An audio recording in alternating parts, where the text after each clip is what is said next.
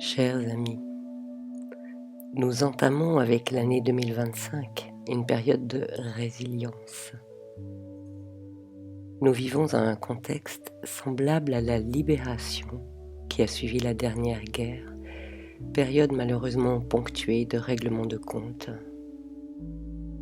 Bien que cette libération puisse se faire de manière irrégulière selon les pays, l'essentiel porte à présent sur notre capacité de résilience. Beaucoup de choses ont changé.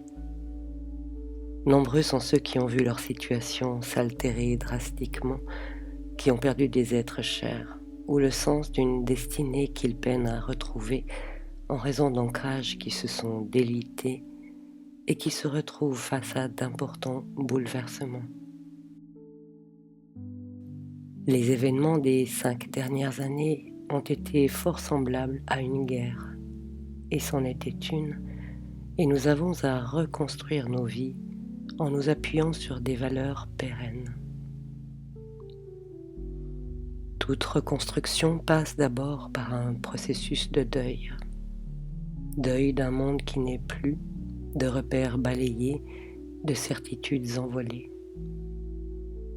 Le deuil, loin d'être une résignation, est une étape essentielle où nous acceptons ce qui a été pour mieux faire émerger ce qui doit être.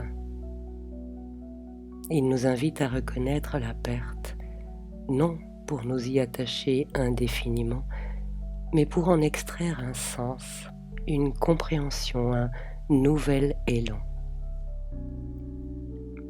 Si nous sommes attentifs, nous percevrons de nouvelles énergies à l'œuvre dans le monde, des énergies subtiles qui n'ont rien en commun avec les scandales et les clameurs qui éclatent actuellement et ne sont que les soubresauts de la libération. Ce tumulte appartient à l'ancien. La résilience, quant à elle, est une aptitude que chacun se doit de cultiver personnellement, à l'écart du bruit et des grondements du monde. Il s'agit d'installer un havre de paix dans nos vies, de susciter un espace intérieur propice à la reconstruction. Donner du sens à ce qui a été traversé et surtout, donner du sens à ce que nous sommes devenus à présent. Cette œuvre n'est possible qu'en prenant du recul, à l'écart du monde et des tempêtes qui continuent à se manifester tout autour de nous, mais que nous n'avons pas à prendre à notre compte. Nous sommes en effet libres de laisser le monde aller à lui-même, tandis que nous nous reconnectons à nous-mêmes. La résilience est la capacité de faire d'une expérience un tremplin, de transformer la douleur en force et la perte en renaissance. Et cela non par un simple effort de volonté, mais en intégrant profondément ce qui a été vécu.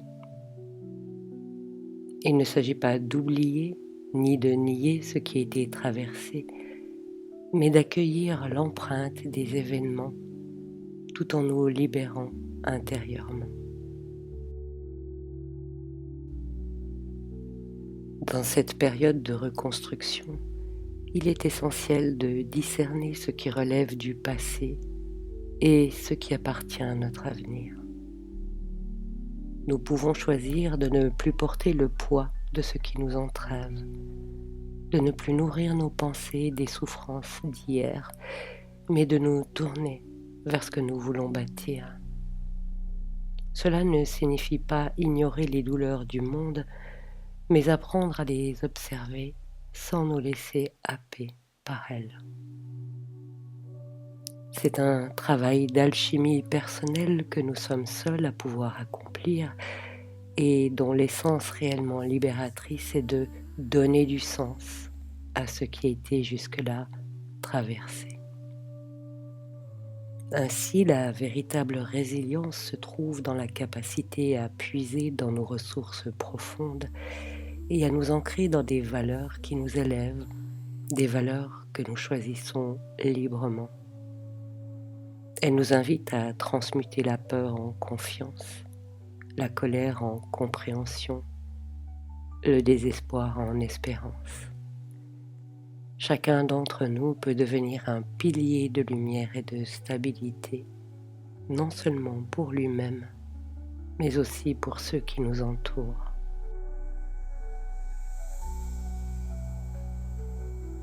En cultivant une paix intime, en créant un sanctuaire en nous-mêmes, un espace d'accueil à ce qui peut advenir, nous accueillons les nouvelles énergies du monde, celles qui, au-delà du tumulte apparent, œuvrent déjà à l'émergence d'un renouveau. À l'image d'un arbre qui, après la tempête, redresse lentement ses branches vers le ciel, nous avons le pouvoir de nous relever plus forts et plus conscients. À l'image de l'arbre, nous pouvons apprendre à enfoncer nos racines plus profondément dans le substrat de nos vies afin que notre cime atteigne le ciel et puisse recevoir la caresse du soleil. Car nous ne pouvons nous élever plus haut que nos racines sont profondes. La libération véritable ne réside pas dans la chute des chaînes extérieures, mais dans la conquête de notre souveraineté intérieure. Car la véritable liberté est toujours intérieure. Nous le comprenons lorsque nous réalisons à quel point nous nous enchaînons à nos pensées, plutôt que d'écouter notre cœur et les aspirations qu'il nous souffle discrètement. Encore faut-il discerner son doux langage au travers du tumulte de notre mental. La résilience est issue du cœur et de la paix avec nous-mêmes. Lorsqu'elle nous semble impossible à installer en nous, nous pouvons nous mettre dans une disposition d'accueil, étendre nos mains et notre cœur en coupe afin de nous laisser féconder par l'instant présent. Chaque minute recèle son lot de grâce. Chaque heure étend sur nos destinées un voile de protection que nous ne percevons que lorsque nous renonçons à vouloir maîtriser ce qui, de toute façon, nous échappe.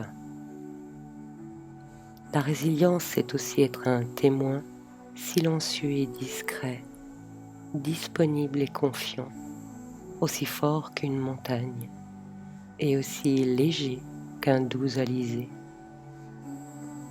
C'est écouter ce qui murmure à notre porte dès à présent, sans chercher à nous projeter au-delà d'un horizon qui nous paraît par moments hideux, par moments spécieux, car c'est aujourd'hui que s'enracinent nos lendemains précieux.